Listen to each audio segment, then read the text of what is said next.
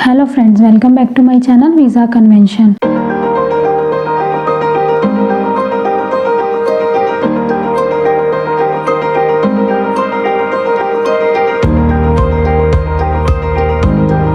आज मैं आपके सामने एक और इन्फॉर्मेटिव वीडियो लेके आई हूँ, reason of refusal due to SOP. तो फ्रेंड्स, आज की वीडियो आपके लिए काफ़ी यूज़फुल हो सकती है, तो वीडियो को एंड तक ज़रूर देखना। तो फ्रेंड्स, वीडियो शुरू करते हैं। सबसे पहले हम बात करते हैं एसओपी क्या होती है। तो एसओपी की फुल फॉर्म है स्टेटमेंट ऑफ पर्पस। अगर आप एसओपी के बारे में डिटेल में जानना चाहते हैं तो इसके लिए मैंने अलग से वीडियो बनाया है, जिसका लिंक मैं आपको डिस्क्रिप्शन बॉक्स में प्रोवाइड करूँगी। वहाँ से आप देख सकते हैं कि एसओपी क्या होती है। अब हम बात करते हैं कि किस प्रकार एसओपी वीज़ा रिफ्यूज़ल का कारण बन सकती है। तो इसके लिए जब भी आप कोई भी वीज़ा फाइलिंग करते हैं और एम्बेसी में आपकी वीज़ा की प्रोसेसिंग होती है, तो वीज़ा ऑफिसर आपकी एसओपी को बहुत केयरफुली और ध्यान से रीड करते हैं, क्योंकि एसओपी में आपके फ्यूचर प्लान्स, आपकी पास्ट हिस्ट्री, आपके फाइनेंशियल डॉक्यूमेंट सब कुछ बहुत अच्छे से मेंशन किए होते हैं। अगर आप इन सबको अच्छे से मेंशन नहीं करोगे तो यह एक बहुत बड़ा रीज़न हो सकता है वीज़ा रिफ्यूज़ल का। फॉर एग्जांपल, आपने कनाडा स्टडी वीज़ा के लिए अप्लाई किया है और आपकी जो भी पास्ट एजुकेशन है वो किस प्रकार आपके हायर एजुकेशन से लिंक करती है, अगर आपने एसओपी में इसकी जस्टिफिकेशन नहीं दी है तो यह बहुत बड़ा नेगेटिव पॉइंट हो सकता है और इस कारण आपका वीज़ा रिफ्यूज़ भी हो सकता है। इसके अलावा जो भी आपका गैप है, आपकी स्टडी के बाद आपका गैप का ड्यूरेशन है, उस गैप में आपने क्या एक्टिविटी की है और किस प्रकार वो एक्टिविटी आपके हायर एजुकेशन के साथ लिंक करती है। अगर आपने इसकी जस्टिफिकेशन एम्बेसी को नहीं दी है तो यह भी बहुत बड़ा रीज़न हो सकता है वीज़ा रिफ्यूज़ल का। नेक्स्ट हम बात करते हैं कि जो भी प्रोग्राम आपने चूज़ किया है वह किस प्रकार आपकी प्रीवियस स्टडी से और प्रीवियस एक्सपीरियंस से लिंक करता है।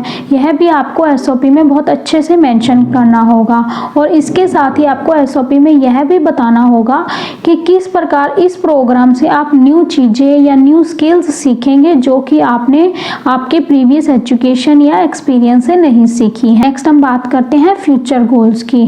तो एसओपी में बहुत अच्छे से मेंशन करना होगा कि आपके फ्यूचर प्लान्स क्या हैं, फ्यूचर गोल्स क्या हैं और किस प्रकार जो भी आपने प्रोग्राम चूज़ किया है यह आपके फ्यूचर गोल्स में आपके हेल्प करेगा। तो आपको एसओपी में यह सब चीज़ें बहुत ध्यान से और बहुत अच्छे से मेंशन करनी है। नेक्स्ट हम बात करते हैं फाइनेंशियल डॉक्यूमेंट्स की। जो भी पर्सन आपको आपकी एजुकेशन के लिए स्पॉन्सर कर रहा है उसके लिए आपने जो भी डॉक्यूमेंट्स अटैच किए हैं वो आपस में मिसमैच ना हो और उनकी प्रॉपर जस्टिफिकेशन आपने एसओपी में देनी है। तो यह अगर आप प्रॉपर जस्टिफाई नहीं करोगे तो यह भी एक रीज़न हो सकता है रिफ्यूज़ल का। नेक्स्ट हम बात करते हैं एसओपी ऑर्डर की। आपको एसओपी हमेशा ऑर्डर में ही लिखनी चाहिए। अगर आप एसओपी को ऑर्डर में नहीं लिखते हैं तो यह भी बहुत बड़ा नेगेटिव पॉइंट है और इस कारण भी आपका वीज़ा रिफ्यूज़ हो सकता है। फॉर एग्जांपल, आपने एसओपी में सबसे पहले मेंशन किया है आपके बारे में, उसके बाद में आपने मेंशन किया है आपके फाइनेंशियल डॉक्यूमेंट्स के बारे में, उसके बाद आपने मेंशन किया है जो भी आपने कोर्स चूज़ किया है और लास्ट में आपने मेंशन किया है आपकी प्रीवियस एजुकेशन के बारे में, जो कि टोटली मिसमैच ऑर्डर है।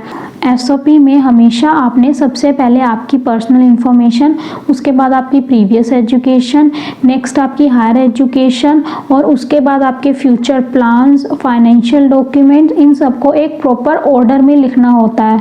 अगर आप इन सब चीज़ों को प्रॉपर ऑर्डर में नहीं लिखोगे तो यह भी बहुत बड़ा नेगेटिव पॉइंट है, इस कारण भी आपका वीज़ा रिफ्यूज़ हो सकता है। कहते हैं कॉपी पेस्ट। आपको कभी भी किसी और की एसओपी से आपकी एसओपी कॉपी पेस्ट नहीं करनी चाहिए, क्योंकि एम्बेसी के पास ऐसे बहुत से सॉफ्टवेयर होते हैं जिनसे एम्बेसी यह पता कर सकती है कि आपने एसओपी खुद लिखी है या आपने कॉपी पेस्ट की है। बहुत सारे स्टूडेंट इंटरनेट से एसओपी को कॉपी पेस्ट करते हैं और उनमें अपना नेम, एड्रेस और कोर्स चेंज करते हैं और एम्बेसी में सबमिट कर देते हैं। तो वीज़ा ऑफिसर आपकी एसओपी से यह पता कर सकती है कि आपने यह एसओपी किसी और की एसओपी से कॉपी पेस्ट की है या नहीं। तो यह भी एक वीज़ा रिफ्यूज़ल का रीज़न हो सकता है। तो फ्रेंड्स ये थे कुछ SOP के रीजंस जिनके कारण आपका वीज़ा रिफ्यूज़ हो सकता है। आप जब भी SOP लिखते हैं तो आपको बहुत ध्यान से SOP लिखनी चाहिए। आपका जो प्रीवियस कोर्स है, आपके गैप डॉक्यूमेंट्स हैं, आपका फर्दर जो भी आपने कोर्स चूज़ किया है, या आपके फ्यूचर गोल्स हैं, या फिर आपके जो भी फाइनेंशियल डॉक्यूमेंट्स हैं, उन सबको आपने बहुत अच्छे से मेंशन करना है, बहुत अच्छे से उनकी जस्टिफिकेशन देनी है। तो फ्रेंड्स ये थे SOP के कुछ रीज़न जिनके कारण आपका वीज़ा रिफ्यूज़ हो सकता है। आपको SOP बड़े ध्यान से लिखनी चाहिए।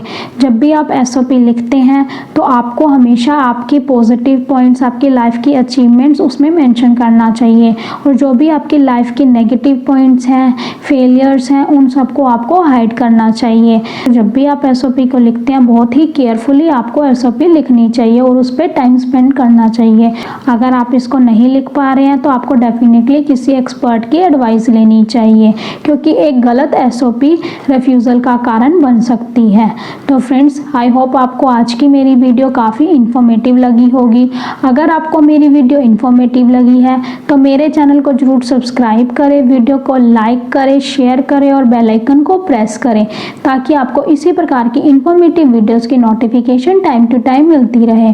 इसके अलावा अगर आपकी वीज़ा फाइलिंग से रिलेटेड या SOP से रिलेटेड किसी भी प्रकार की क्वेरी है तो आप मुझे स्क्रीन पर दिए गए कॉन्टैक्ट नंबर से या सोशल मीडिया प्लेटफॉर्म से भी कॉन्टैक्ट कर सकते हैं। Thank you friends.